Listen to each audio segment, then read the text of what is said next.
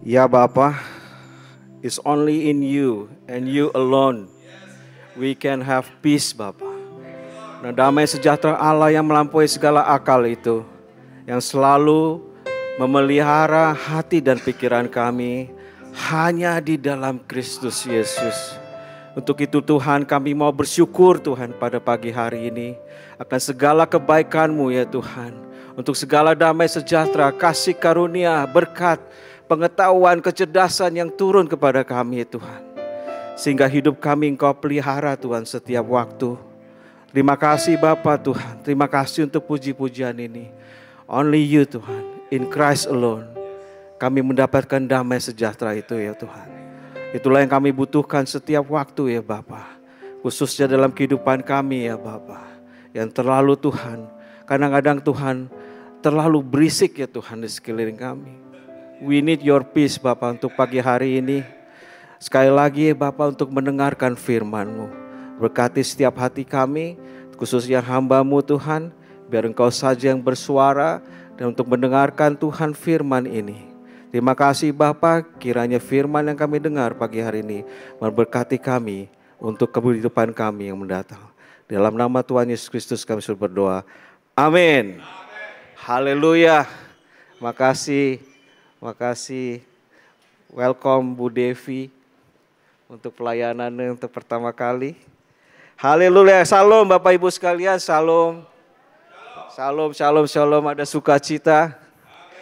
Ya, kemarin kita berduka cita, tapi firman Tuhan katakan berbahagialah buat orang-orang mati yang mati di dalam Tuhan. Karena waktunya Nona sekarang beristirahat. Nona istirahat dengan segala perbuatannya yang menyertai dia. Dan Bu Sofi, kami semua, dan saya pribadi mengucapkan kiranya Tuhan memberikan penghiburan dan kekuatan buat kita. Bapak Ibu sekalian, saya juga berterima kasih beberapa minggu lalu saya dengan doanya khususnya Om Bre yang memviralkan saya ikut maraton. Saya boleh saksikan bahwa maraton itu sangat mujizat buat saya Bapak Ibu sekalian karena saya ada di situ dengan kasih karunia Tuhan. Saya tidak mampu melakukan itu karena beberapa waktu sebelumnya karena saya jatuh sakit dan harus melakukan perjalanan, bahkan sehari sebelumnya saya harus menjalankan perjalanan jauh di Kalimantan Bapak Ibu sekalian. Dan saya bisa waktu itu lari dengan ketakutan yang luar biasa karena 5 derajat kedinginan di Tokyo pada waktu itu. Tapi puji Tuhan pada hari hanya suhu udara naik ke 20 derajat dan saya tidak menerima kedinginan atau apapun dan saya bisa berlari dengan baik. Tapi tidak dengan baik Bapak Ibu sekalian tidak cukup Tuhan memberkati saya karena di kilometer 25 habis tenaga saya. Saya ada 15 kilo saya bersandar pada kekuatan Tuhan dan menyelesaikan pertandingan. Dan itu yang membahagiakan saya. Terima kasih Bapak Ibu semua atas doanya. Dan saya juga berterima kasih Tuhan, ini adalah maraton saya keempat, ada 2 lagi yang saya harus lakukan, tapi semua adalah karena seizin Tuhan saya bisa lari. Bapak Ibu sekalian, kita masih dalam tema True Christian. Kebetulan bulan lalu saya belum dapat kesempatan, saya baru dapat hari ini kesempatan untuk berbagi mengenai True Christian dan kita sudah mendengar hal-hal yang sudah disampaikan oleh para hamba Tuhan dan semua itu baik dan kemarin Bu Panino sudah menyampaikan bagaimana mengikuti Tuhan Yesus sebagai Christian, true Christian mengenai orang-orang kaya dan Ibu Meda sebelumnya Damai Sejahtera, Bu Friska dan semuanya dan Pampe Pajo. Dan saya pagi hari ini tidak membagikan di dalam satu spesifik bagaimana menjadi true Christian, tapi lebih kepada pengalaman, kesaksian saya secara empiris bagaimana menjadi true Christian pada pagi hari ini. Saudara-saudara kasih, menjadi true Christian not immediately to be true Christian. Semua orang selalu melalui proses menjadi true Christian. Saya pun ada di mimbar ini karena ada melalui sebuah proses Bapak Ibu sekalian. Kefa sendiri mengatakan life is a process. Ya, jadi hari ini saya membagikan saudara bagaimana proses menjadi true Christian. Saya ambil dari ayat Roma 12 ayat 2. Sekali lagi menegaskan Roma 12 ayat 2. Janganlah kamu menjadi serupa dengan dunia ini, tapi berubahlah oleh pembaruan budimu sehingga kamu dapat membedakan manakah kehendak Allah, apa yang baik, yang berkenan kepada Allah, dan yang sempurna. Bapak Ibu sekalian, kalau kita membaca firman Tuhan ini, bahwa ada proses menjadi true Christian. Apa yang baik, yang berkenan, dan yang sempurna. Dan proses itu tidak hanya berhenti dari satu saat ketika saya ada di mimbar ini, dan ini terus berproses, Bapak Ibu sekalian. Dan kemarin Nona sudah mengakhiri pertandingannya, prosesnya sudah selesai. Kehidupannya menjadi berkat buat kita, bagaimana menjadi true Christian. Tadi Friska sudah sampaikan bahwa kalau itu untuk kemuliaan Tuhan, biarlah itu terjadi. Semua Bapak Ibu sekalian, kita semua di sini ada di sini selama masih bernapas dengan satu tujuan, kemuliaan Tuhan. Bapak Ibu sekalian, kalau saya ada di mimbar ini, mungkin kita harus melihat, saya mau sharing, sebelum saya masuk ke dalam komunitas gereja Kenisa, waktu itu saya masih sangat duniawi Bapak Ibu sekalian. Sangat-sangat duniawi. Duniawi bukan hanya saya melakukan kesalahan dalam soal tidak biblical karena saya tidak baca firman Tuhan. Jadi saya tidak tahu itu biblical apa tidak. Saya kebanyakan melakukan sesuatu berdasarkan pengertian sendiri. Logic, my logic semuanya. Tidak berdasarkan firman Tuhan. Bahkan saya melakukan pekerjaan yang baik, tapi saya tahu belum tentu pekerjaan yang baik itu adalah baik untuk Tuhan. Karena yang baik belum tentu benar Bapak Ibu sekalian. Karena Bung Jo pernah sampaikan di mimbar ini bulan lalu mengatakan, sometimes kita melakukan pekerjaan yang baik di tempat yang salah. Dan itu juga Tuhan tidak inginkan Bapak Ibu sekalian. Makanya saya di Ketian banyak sekali masalah-masalah yang timbul kemudian hari Bapak Ibu sekalian. Spesialis setelah saya kawin. 5 tahun pertama itu beratnya perkara demi perkara. Miscommunication demi miscommunication. Saking beratnya itu Bapak Ibu sekalian. Saya hampir menyerah. Berat Bapak Ibu sekalian. Pada waktu masih muda kita kalau tidak mengerti itu berat sekali menjalankannya. Saya mau berbagi pada Mazmur 129, Mazmur 129, coba ayat 1 sampai 3. Alkitab tidak menjelaskan siapa menulis Mazmur ini. Tapi demikianlah Mazmur Tuhan, nyanyian ziarah. Mereka telah cukup menyesakkan aku sejak masa mudaku. Biarlah Israel berkata demikian. Mereka telah cukup menyesakkan aku sejak masa mudaku. Tapi mereka tidak dapat mengalahkan aku. Di atas punggungku pembajak membajak, membuat panjang alur bajak mereka. Jadi pada waktu muda saya, pada waktu masa-masa perkawinan pertama, itu seperti pembajak membajak di punggung saya Bapak Ibu sekalian. Saking beratnya. Saking beratnya Bapak Ibu sekalian. Nah inilah yang menjadi pertentangan di dalam saya ini bagaimana mencari solusinya. Kadang-kadang di masa muda kita di dalam tidak pengertian kita mengenai Tuhan. Kita mencari jalan sendiri Bapak Ibu sekalian. Tapi jalan sendiri itu belum tentu benar. Mendengarkan nasihat-nasihat teman yang ini, yang itu, yang ini, yang itu makin pusing Bapak Ibu sekalian. Belum ada jawabannya. Saudara-saudara kasih, disitulah saya mulai. Mungkin Tuhan bisa memberikan jawaban saya.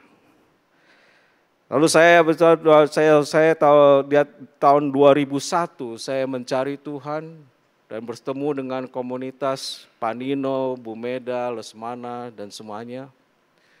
Dan itu saya banyak sekali hamba-hamba Tuhan saya jumpa karena pengertian sendiri ini Bapak Ibu sekalian. Ini benar nggak ini ngomong dengan si hamba Tuhan ini? Cek lagi hamba Tuhan di situ, cek lagi hamba Tuhan di situ, cek. Tidak jarang ketemu hamba Tuhan yang salah Bapak Ibu sekalian. Saya terjerumus dengan hal-hal yang menjijikan kadang-kadang Bapak Ibu sekalian. Luar biasa. Tapi disinilah pada waktu itu Tuhan berbicara sama saya langsung. Pengkhotbah 3 ayat 11, semua itu indah pada waktunya. Semua akan indah pada waktunya. Disitulah saya percaya Bapak Ibu sekalian, saya menyerahkan diri kepada Tuhan.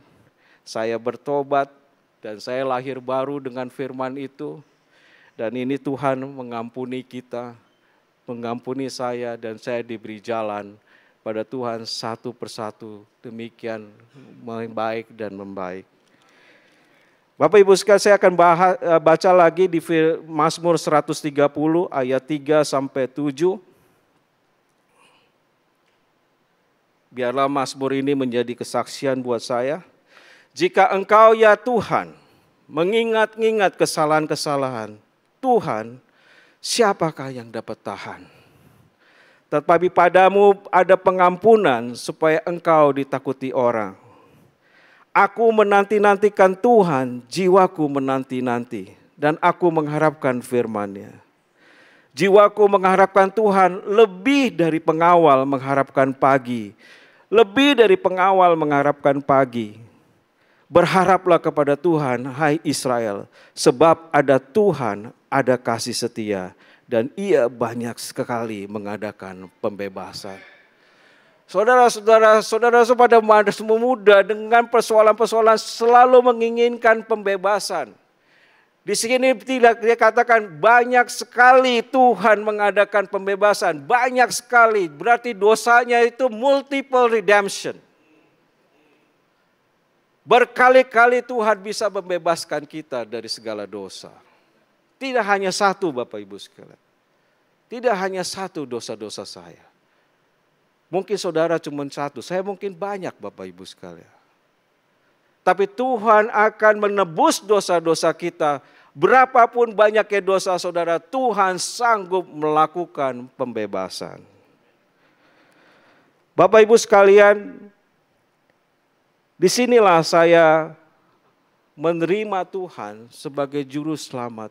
Dan saya menyerahkan diri saya kepada Tuhan dan masuk ke dalam pelayanan kepada Tuhan. Tahun 2005, mungkin saya, Pak Nino sudah sebagian yang sudah tahu bahwa saya ada di belakang ngurusin keuangan, ngurusin macam-macam tahun 2005. Dan akhirnya 2007 saya terima baptisan dan menyerahkan hidup saya kepada Tuhan. Saudara-saudara kasih, proses sekali lagi Bapak Ibu. Kadang-kadang ada yang mengalami proses yang pendek, ada yang panjang seperti saya, panjang sekali perjalanannya. Tapi ada yang pendek, tapi tetap itu proses. So to be true Christian, you have to go through processes. Kadang-kadang tidak mengenakan. Kadang-kadang tidak mengenakan Bapak Ibu sekalian. Mungkin ada yang sudah terlambat. Tapi percayalah bahwa tidak ada kata-kata terlambat buat Tuhan. Tuhan mampu melakukan berkali-kali pembebasan atas masalah-masalah saudara. Tidak hanya sekali Bapak Ibu. Bahkan sampai hari ini Tuhan melakukan pembebasan kepada saya. Bapak Ibu sekalian, jadi yang saya mau tekankan itu masa muda saya. Tapi yang saya mau tekankan kita pelajari pada hari ini, how to be the Christian, how to be the true Christian, menurut catatan Daud, hidupan Daud. Saya langsung aja bermazmur, karena ini mazmur urutan, mazmur kesukaan saya, bagaimana membaca hidup saya melalui mazmur ini. Yang pertama yang Daud ajarkan kepada saya, Nomor satu adalah mengandalkan Tuhan. Bagaimana Daud mengandalkan Tuhan. Mazmur 130 kita baca. Mazmur 131 ayat 1 sampai 3. Nyanyian siara Daud, Tuhan, aku tidak tinggi hati dan tidak memandang dengan sombong. Aku tidak mengejar hal-hal yang terlalu besar atau hal-hal yang terlalu ajaib bagiku. Sesungguhnya aku telah menenangkan dan mendiamkan jiwaku seperti anak yang disapi berbaring dekat ibunya. Ya, seperti anak yang disapi jiwaku dalam diriku. Berharaplah kepada Tuhan, hai Israel, dari sekarang sampai selama-lamanya. Bapak Ibu sekalian, di sini kata kuncinya adalah disapi. Disapi artinya pisah susu, Bapak Ibu sekalian. Itu kalau ada anak-anak bayi, siapa Elkana misalkan, ya saya cerita Bu Meda kalau Elkana kangen sama mamanya, mereka berdua sibuk opung-opungnya menenangkan Elkana. Dan kadang-kadang kalau tidak sanggup, tanya pulang, ini anak kamu nangis terus kan gitu. Itulah demikian gitu, bayi itu pada saat itu adalah selalu memerlukan ibunya. Karena setiap bayi itu akan tenang di samping ibunya, karena dia bisa makan, bisa minum, dan tenang karena ibunya tahu menyayangi dia. Tapi bagaimana kalau kita orang dewasa yang tidak bayi lagi, Bapak Ibu sekalian? Sometimes kehidupan kita dalam kehidupan sehari-hari, kita kekurangan uang, financial problem Bapak Ibu sekalian. Kadang-kadang kita masalah dengan suami istri. Kadang-kadang kita masalah dengan karir yang tidak naik-naik. Kadang-kadang kita punya masalah jodoh yang tidak pernah kunjung datang. Berisik dengan persoalan-persoalan kita setiap hari Bapak Ibu sekalian. Seorang dewasa kalau bayi bisa menangis, Bapak Ibu sekalian dan saya mesti ngapain?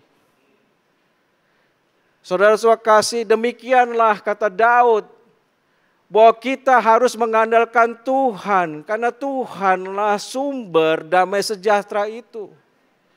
Seperti Bu Meda sampaikan, damai sejahtera Allah yang melampaui segala akal. Tuhanlah sumber damai sejahtera itu. Ketika Nona dalam kesakitan, demikian dia tenang. Damai sejahtera itu. Tidak panik dengan persoalan-persoalan. Karena tahu siapa yang akan memberikan makanan. Siapa yang memberikan kepada pembebasan. Siapa yang memberikan perdamaian. Hanya Tuhan yang bisa memberikan ketenangan buat kita. Saudara-saudara kasih, don't be like a babies anymore. Kalau Elkana atau siapa tadi anaknya Victor masih perlu ibunya. Kita perlu Tuhan. Ya seperti siapa namanya Ricky sampaikan apa yang pernah sampaikan 15 tahun yang lalu. Kalau istri saya bla bla bla bla bla bla bla bla bla bla bla bla. Saya mau kemana Bapak Ibu sekalian? Gak mungkin ke Bapak Ibu saya udah tua, Bapak saya udah gak ada. Saya lari ke Tuhan. Hanya Tuhan yang saya bisa andalkan. Saudara kasih, jadi damai sejahtera itu hanya ada pada Kristus Yesus. Tidak ada seperti siapa-siapa. Karena dalam kehidupan saya selalu menginginkan kehidupan saya sendiri saja bersama-sama Tuhan. Untuk curhat sama Dia. Kelihatannya agak klise ya. Coba Bapak Ibu lakukan setiap waktu. Saudara pasti menemukan damai sejahtera itu. Karena Tuhan adalah Allah yang hidup mendengarkan apa yang kita rasakan. Saudara-saudara kasih, jadi the true Christian harus mampu menenangkan jiwa dari keberisikan hidup kita. Kita harus mampu menenangkan jiwa kita when we have a trouble. A true Christian itu hidupnya tenang Bapak Ibu sekalian. Tuhan adalah gembalaku. Dia yang membawakan aku ke padang yang rumput yang hijau. Dan membawaku ke air yang tenang. Saudara-saudara kasih, Daud mengerti bagaimana menenangkan jiwanya. Pujilah Tuhan hai jiwaku. Pujilah Tuhan segenap batinku.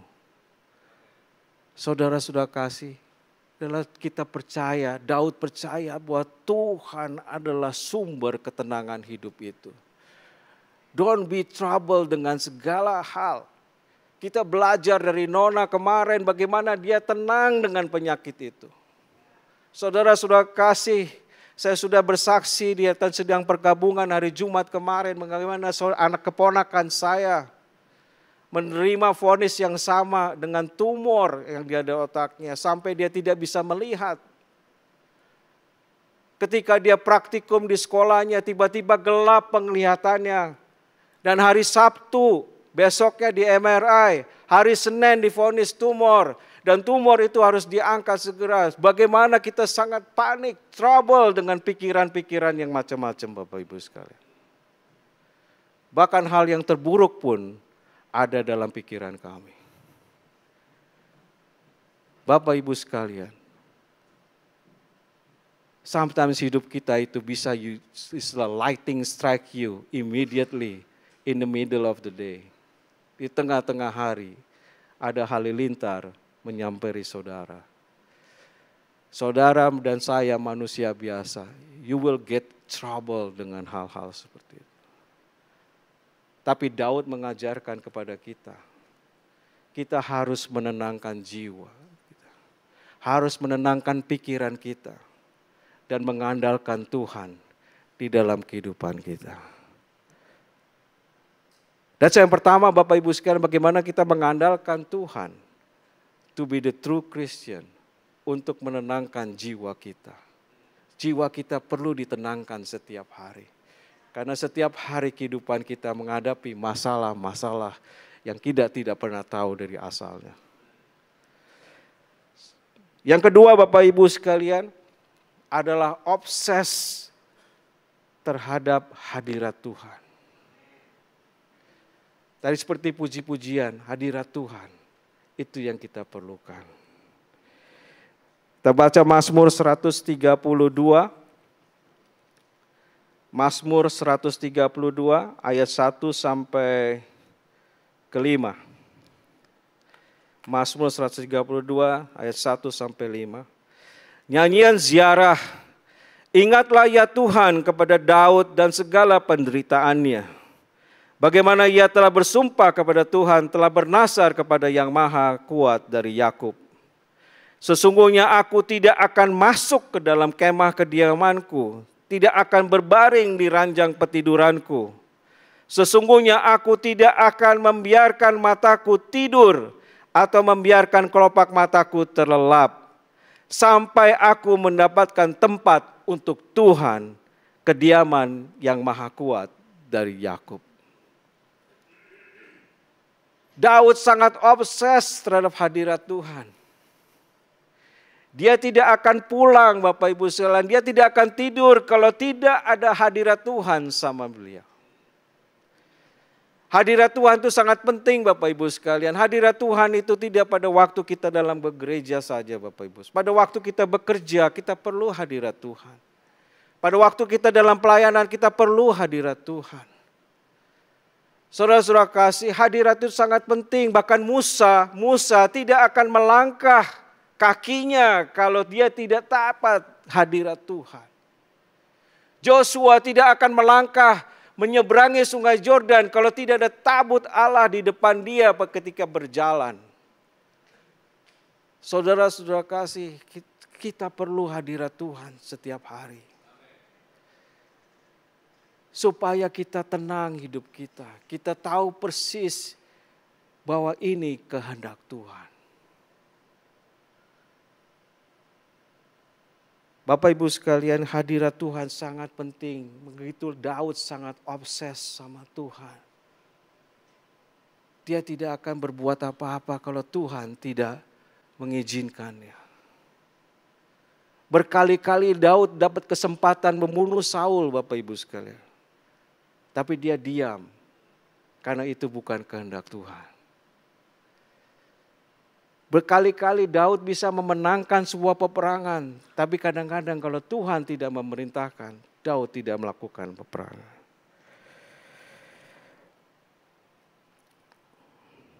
Saudara-saudara kasih, demikianlah kita semua. Dimanapun kita berada, bahkan saya di marketplace, selalu minta hadirat Tuhan. Saya sudah bersaksi Bapak Ibu sekalian ketika Paus Fransiskus datang ke Indonesia, kebetulan saya menjadi ketua panitia bersama-sama KWI pada waktu itu untuk melayani Paus pada waktu itu Fransiskus itu di GBK Bapak Ibu sekalian, di GBK. Terlalu prikuk tuh. Dan saya harus menenangkan jiwa banyak orang supaya tidak terlalu panik menghadapi luasnya daerah itu. Banyaknya persoalan. Dan ketika waktu itu hari haknya pada waktu misa Ekaristi mau berjalan Bapak Ibu sekalian. Saya jam 6 pagi minta hadirat Tuhan di seluruh GBK Bapak Ibu sekalian. Itu jauh banget. Tapi satu-satu tidak perlu ada orang yang melihat saya. Tidak perlu ada orang-orang yang melihat apa yang saya lakukan. Tapi saya minta hadirat Tuhan pada waktu itu. Tuhan, biarkan acara ini berlangsung sesuai dengan kehendak Tuhan. Dan acara itu berlangsung dengan bagus, baik, tidak ada masalah. Dan saya menemukan damai sejahtera yang melebihi segala akal itu. Yang di luar pikiran saya, semuanya itu berhasil dengan baik. Bapak Ibu sekalian, banyak hal yang saya lakukan Bapak Ibu sekalian. Sebelum saya melakukan pekerjaan, saya minta hadirat Tuhan. Demikianlah kita, as a true Christian, hadirat Tuhan adalah segalanya buat kita. Yang ketiga Bapak Ibu sekalian adalah menjadi saluran berkat buat banyak orang. 130, Mazmur 132 ayat 12 sampai 15. 132 ayat 13 sampai 15. 13 sampai 15. Sebab Tuhan telah memilih Sion, menginginkannya menjadi tempat kedudukannya. Inilah tempat perhentianku selama-lamanya, di sini aku hendak diam, sebab aku mengingininya. Perbekalannya akan kuberkati dengan limpahnya, orang-orang yang miskin akan kukenyangkan dengan roti.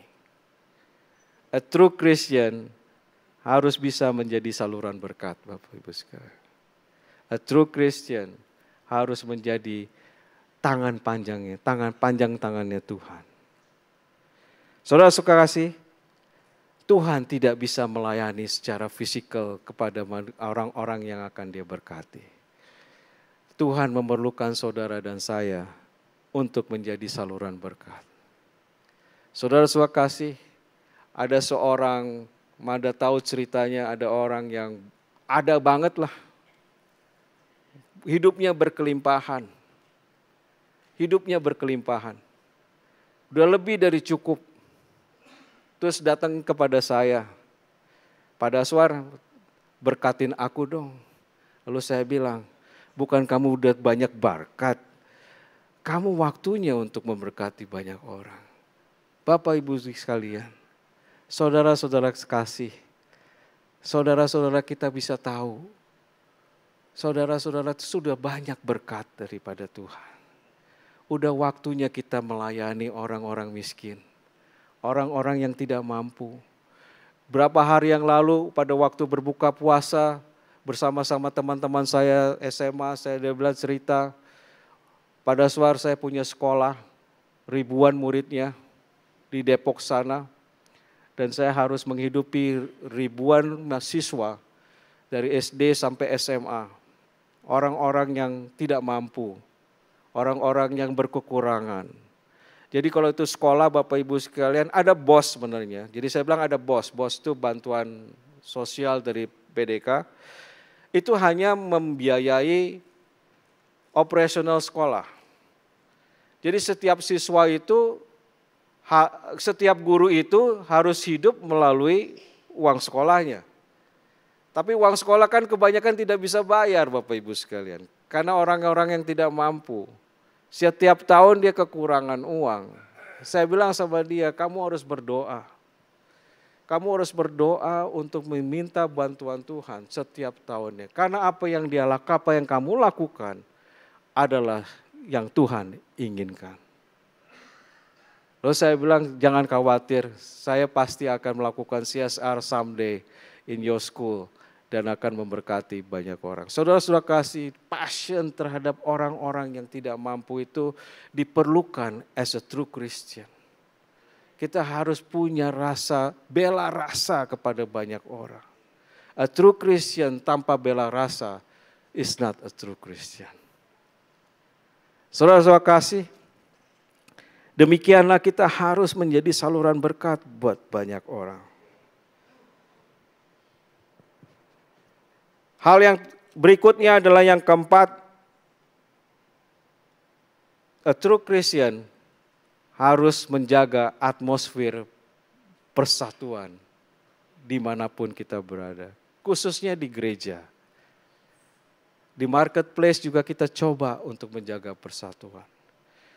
133, Mazmur 133.